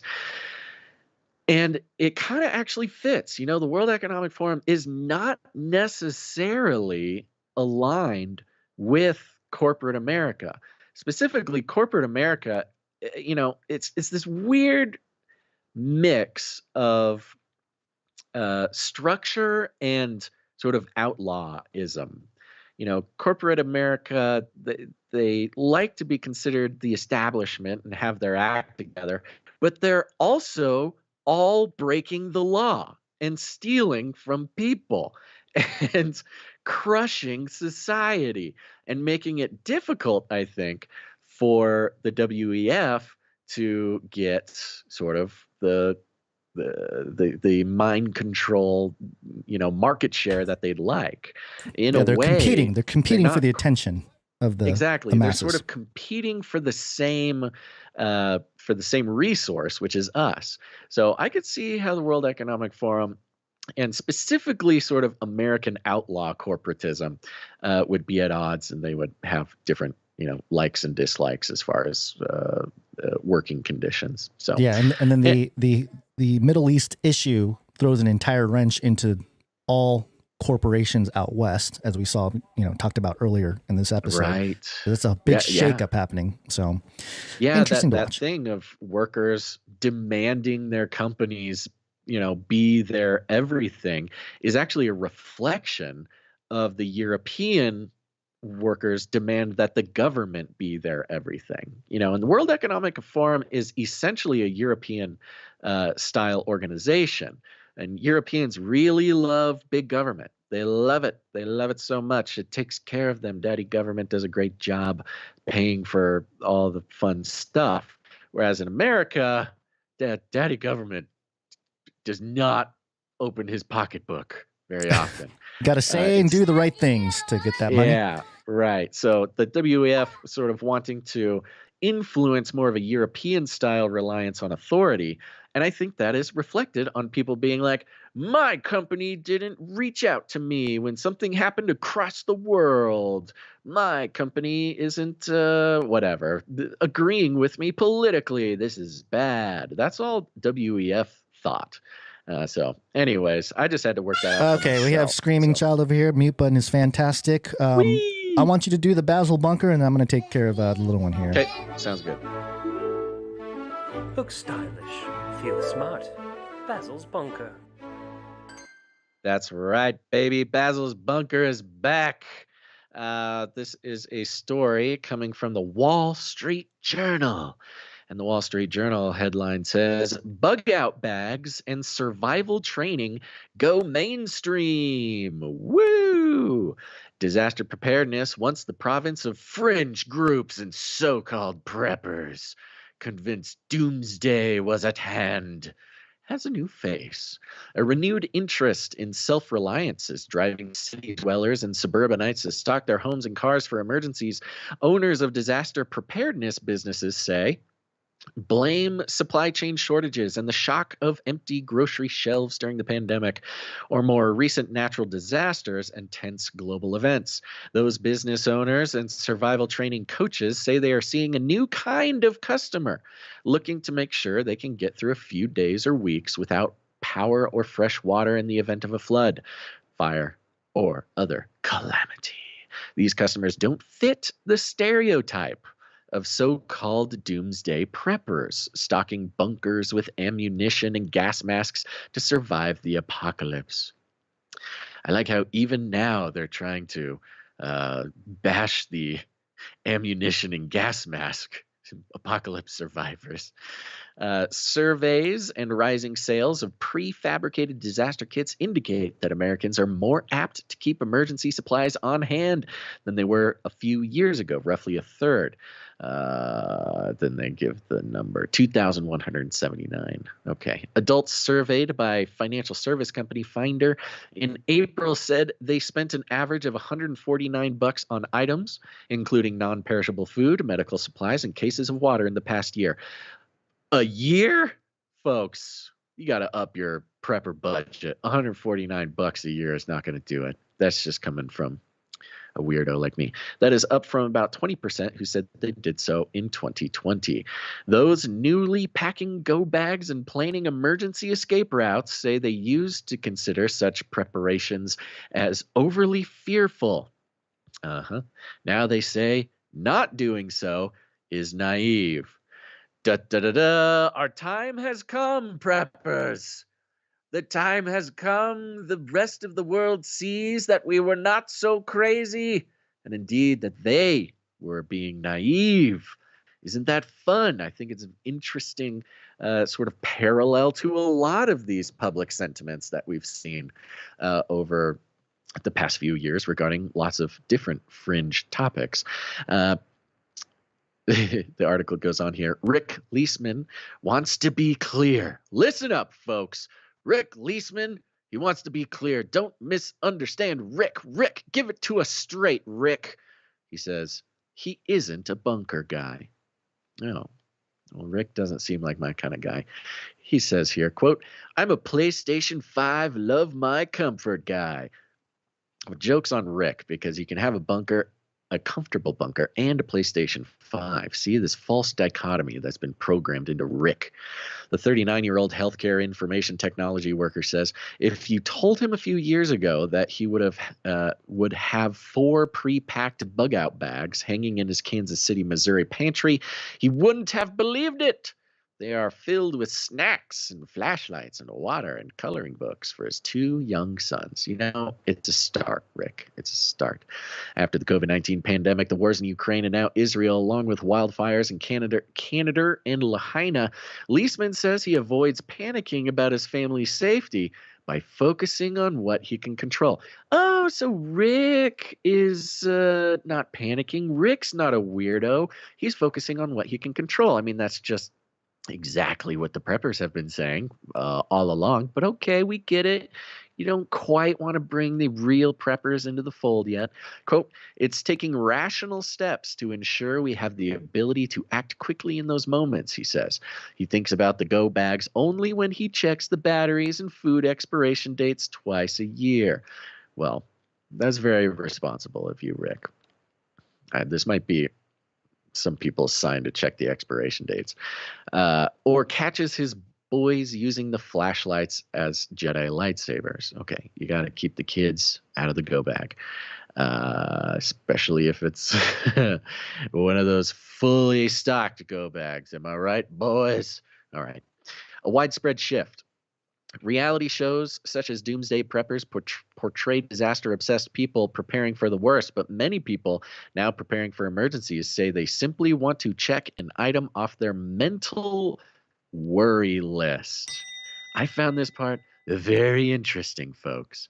They suddenly have a mental worry list that they are simply sort of bureaucratically checking something off the list with their go bags, which, look, I guess that's where it starts, but it's a very interesting context to put this all in, because as we know on this show, where do people's worry lists come from? Yes, they come from the media for the most part, and other sort of establishment psyop propagating authoritarian organizations. So we've seen over the past few years the installation of this mental worry list programming in pretty much everybody. And that has shown itself that, I love it when normies suddenly wake up to just a glint of their former naivete. It makes me feel like maybe, there's some hope for this world. Not a lot of hope, but a little bit of hope. So maybe all you preppers out there, there's a chance to rekindle some of those friendships gone by when Bill or Rick didn't come over and help you dig up your bunker. Quote, it's less that we're trying to survive the end of the world, okay, and more that we have no idea when an earthquake or tornado is going to happen, Leisman says. And then it goes into a bunch of companies, all these disaster preparedness companies that have been seeing just outrageous increases in sales since the pandemic. You're getting 30%, 40% more sales. You're getting companies like Yeti and let's see here, Preppy. Oh, that's a good one. Preppy. I almost bought a Preppy kit once. I didn't do it. But, these big companies now focusing on pre-packed does that your bug basic go bag, your basic bug out bag, right? I think it's a good idea to do your own custom bag, or even better, Gons, get a custom built bag from Basil's bunker. It did inspire me to bring back my dream of starting a bug out bag or prepper company, and included with sort of a monthly go box. That's the idea. Every month you'll get some new stuff. It'll keep me sharp, keep me looking at the new coolest prepper gear. I don't know. I'm not generally a gearhead, but when it comes to that stuff, I can't stop. Yeah. So keep a lookout for that, folks. Well, that's good. How's the baby doing? He was pretty good until you stopped talking, and then oh no, and then he thought it was his turn. He just loves he just loves the voice, my calming voice, talking about prepping and the end of the world. Yeah, I was going to mention, originally I had this article under the heading of network state along with the other one, and it was because it's sort of the other side of the coin when it comes to the balkanization world. What is happening? Oh my goodness, it's a big day for baby today, huh? Ow. Go to Canary Cry babysittersclub.com, folks. Canary Cry Babysitters Club. Join the club. Help us create the budget for the nanny. We are working hard. He's in Southern California. It's not easy to find quality baby care, but you can help by going to canarycrybabysittersclub.com. By the way, there is a lead. I appreciate the person who is giving us the lead out here locally. So there is a potential. Yes, we did get a lead. Yeah. Okay, real quick, just to finish this up. John Ramey, founder of self-reliance training site The Prepared, says his audience includes a mix of all races, genders, and political persuasions. The breakdown is a departure from what he describes as early prepping communities' makeup of primarily right-leaning white men. So the data shows that this prepping mentality is spreading, no longer sort of the purview of what people might sort of categorize as Midwestern Christian white men, which I think is a good sign. I think what this signals to me is to keep a lookout for a sort of re-demonization of preppers, because the old prepper propaganda of, whoa, what are you, a redneck thinking that Jesus is coming back, which was all preppers were for many years. But now that that's not working anymore, they're going to have to find a way to encourage people to stay reliant on authority while not being racist. That's very hard for them to do. In fact, they'll probably get more racist if history is any sort of example. So keep a lookout for that. I certainly am. And I don't know, keep a lookout for Basil's bunker. We'll see what we can get going here. I think ultimately it's going to be anybody with a bug out bag is a terrorist.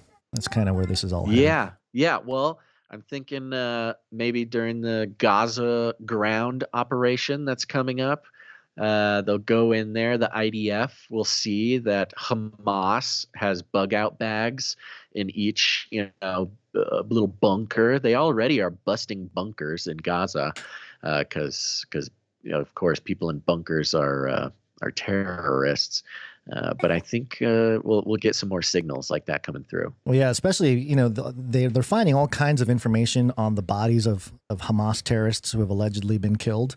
There was that PowerPoint presentation memo. I don't know if you saw that, Basil, but it was like, see, look, they plan to destroy Israel or something. And it was like just some printed paper that they allegedly found on some Hamas terrorists. That's funny. Very similar to the licenses of or driver's license of the hijacker, the airplane hijacker. The passport. The passport, that's what it was. Yeah. 9/11 hijacker just on the ground. On the ground, yeah. Very similar in that regard, yeah. So anyway, there you go. I'm looking at the clock. Basil, do we want to do... What are we looking at? Oh, look at that. Mm-hmm. Is that really what I think it is? It is, yeah. Yes, it is. Oh, wow. Isn't that crazy? Look at us go, man. We're back in business. We're back in business, falling behind, as always. Yeah, falling way behind. Yeah. Well, Yeah, I guess that's the show. I mean, I was going to say we could do Antarctica, but I think maybe we want to save it so we can really go through it. Yeah, we should thank some producers. Here's what I'll do. I will thank I will go through, I'll thank the financial producers, we'll catch up on that, and then we'll just go out. Okay. And then we'll save art for next episode. Talent. Yeah, we got a lot of catching up to do on the talent front, especially microfiction and stuff. Yeah, that's the one that takes a long time. So we'll thank the financial producers right now. Let's do it, Okay, guys. let's do it. We are value for value. Value for value. We take no money from corporations, commies, or cartels. Yeah. You can produce the show with your treasure. It's the only way we exist. It's the only way that those babies that you're hearing can continue to work on their own podcasting career is through background noise on this podcast. And this podcast can only exist because of you. If you get value out of it, put some value back in. It's really a paradigm shift. And we know that times are tough. So nobody should be putting themselves at financial risk by producing this show. That is forbidden. But if you are one of the lucky ones with a couple extra bucks and you tune into the show and you get value out of what we do here, just remember that the show doesn't exist without the producers. It's not like if producers stop coming in that we can just keep doing it, because we're going to need to get jobs and it's going to be impossible. So these are the people keeping your favorite podcast alive. That's why we thank them here. And you should thank them too, and thank God for them. Starting with producer Anonymouse. Hey, Anonymouse. Yeah, Anonymouse came in with a very specific amount, $34.35. Get it? 33, 34, 35. Thank you very much. Producer Anonymouse says here $34.35 plus fees for the BBB birthday fund. That's the Basil's Best Buddy Basil birthday fund. Best wishes. Anonymouse, thank you very much. That'll go to the No Agenda executive producership. Thank you. I think it's also special. My whole thing about the executive producership for No Agenda, it's special because we would not be what we are if it weren't for No Agenda. I want to make that very clear. Some people have never heard us say that before. The model, the value for value model, specifically, they figured out a way to make it work, and we stole it from them. We copied them. Well, we didn't steal it. We asked. We asked permission, them, and they said, do it. To use it, yeah. Yeah. So that's why producing this show in order to produce that show is sort of this beautiful web of value keeping shows like this alive. Next up, we've got producer Kim W. Kim W. Thank you. 33 Illuminatus. Illuminatus. Yep. And Kim also came in for the Basil's birthday thingy. Thank you very much. Used the button that I made. I appreciate that. Next up, we got Juan A. Juan A. Hey, Juan A. It's been a while. The Juan. The Juan and only. He came in for 1111. Hey. With a one-time producer. And also increased his monthly support to 1111 per month. Thank you. Thank you. Appreciate that. He says here, Hermanos, it's a minute. I've updated my monthly to the 1111. My Patreon is the classic 33, as always. Still love what you guys are doing. Enjoying hearing Gons turn into a popcaster. Blessings, my brother. Many, many blessings. In Jesus' name, amen. Amen. It took me a second. I was like, what? Popcaster? But I get it. Is that like a dadcaster? I thought, yeah. So when the word pop, I thought pop music. And I was thinking, where did he? Popular caster. Yeah. We are anything but popular podcasters, but dadcaster. That's good. Thank you very much, Juan A. Yep, who is also a dadcaster. Yeah, that's Juan right. A. That's right. Yeah. I feel bad. If I remembered the name of his podcast, I think it's something like Two Mexican Dads. Oh no, I'm gonna get this totally wrong. I'm so sorry, Juan A. Send an email. I'll pitch a podcast. Next up, we got Two Mexican like Dads. I know what you're talking about too, and I feel bad too because I don't remember the name, but also I think Two Mexican Dads is pretty. I mean, that might get way more clicks than Canary Cry listen to anything. that. So yeah. All right, fine. I'm sorry. Let me know what it is. We got producer Malik is on a streak, 28 episodes in a row. Malik. Oh, lots of animal. Oh. Nice round number. Thank you. Okay, we're gonna shoot through the streakers. That's all the people who came in the above amounts of 777 or more. We got people who came in under that amount. We're gonna thank them now. They're all on streaks. Doctor Who Done That, 19 episode streak. Thank you, Doctor Who Done That. We have actually somebody came in. Sarah, producer Sarah came in. Thank you. Sir Moore of Night of the Burning Chariots, 290 episodes in a row. Veronica D, 319 episodes in a row. Sir Scott Knight of Truth, 344 in a row. One and only Sir Casey the Shield Knight. Sir Casey the Shield Knight. 358 in a row. Dame Gale, Canary Whisperer, and Lady of X's and O's, 314 episodes in a row. Thank you very much, everybody. And so please share the show. Well, first, let's thank the Clippies. Thank you, Clippies. You're so talented and wonderful. Flippy. Flippy on those videos. Thanks. Open call for Clippies, by the way. If you have even the most minimal amount of video clipping skill and ability, send us an email. We're restocking the Clippy pantry. Thank you. And the Clippies, that's only possible because of the timestampers. Thank you, timestampers. Timestamp, it's hard work. Timestamp. That's right. Episode 679 by Jade Bouncerson. Thank you, Jade. Thank you to Jam for the links. Thank you to Shelly, Sir Ike for the stories. Thank you to Clank for clanking. And then share the show, folks. Share the show with your friends, your family, your family's friends, your dog. And then you can share the show in unique ways that reflect your connection with God and the unique being that He created within you. You can really let your light shine by sharing the show in one of these other ways, such as create a bug out bag company, but instead of water and snacks and thermal blankets and the basic stuff, the boring stuff, the easy stuff, the intro stuff, you can put the real complex, more important civilization rebuilding materials into the bug out bag. It's not just for surviving a disaster, it's for rebuilding society after everything has crumbled. And in that bag, featured at the top of the list is Canary Cry News Talk. If anything is going to help rebuild civilization and help us avoid the pitfalls of this current iteration, it will be Canary Cry News Talk. And you can get it out to a prepper near you. But we call it rattling cages, and all you got to do is walk right up to him, grab him by the cage, and then shake it. The end of the world occurred pretty much as we had predicted. I want to shake things up, stir up some controversy, rattle a few cages. Hey, stop that! Don't ever silence me. I'm the last angry man, a crusader for the little guy. Leave the bird alone. Never. Rattle a few cages. Rattle a few cages. The human race will have every opportunity to improve. And if they don't? Ask Noah. That's right. Just ask Noah. Guns, you got any last words? Whoa. Yeah.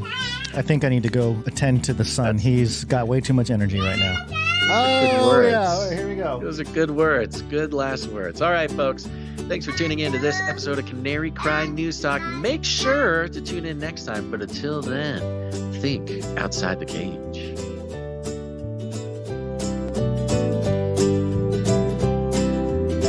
They love killing. I'll keep you warm and safe in my people's zoo. Give me a break. Feed him more. Toilets! Toilets! Toilets!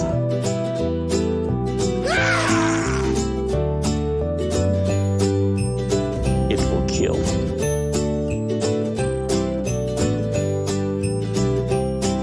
We're all gonna die.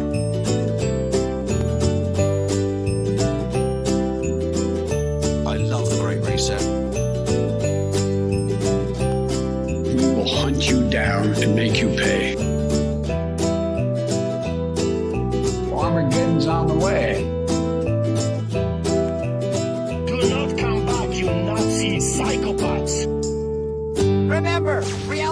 illusion. The universe is a hologram. Bye, gold. Bye! I want to shake things up, shake things up. I want to shake things up, shake things up. Leave the bird alone. I want to stir up some controversy. I want to rattle a few cages. I'm the last angry man. You'll never silence me. I'm the last angry man. I'm the last angry man. You'll never silence me. I'm the last angry man. A crusader for the little guy. Well, we'll see about that. Whatever, Illuminati. Value for value. We take no money from corporations, commies, or cartels. Canary cried, that's support.